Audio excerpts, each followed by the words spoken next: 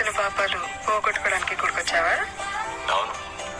మరి నువ్వేం పాపం చేసావు? నీతో మాట్లాడుతున్నాను కదా. చాలా ఎక్కువ చేస్తున్నావు. అసలు నా ఫాలోయింగ్ అంటే తెలుసా నీకు? మా కాలనీలో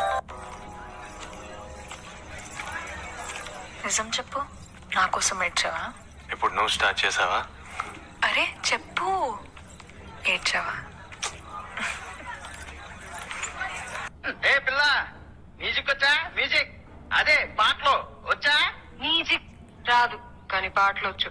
అయితే ఒకటి వేసుకో, సంపేయ్ నరికేయ్. పాట కదా, సంపే నరికే అనద్దు, బాగా పాడు అనాలి. ఆనాడు ఎవరో అనుకోనిది,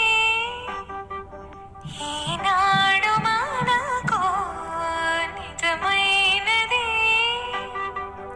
ఆ రామాయణం మన జీవన పారాయణం. జానకి కలగనలేదు రాముని సతి కాగలనని.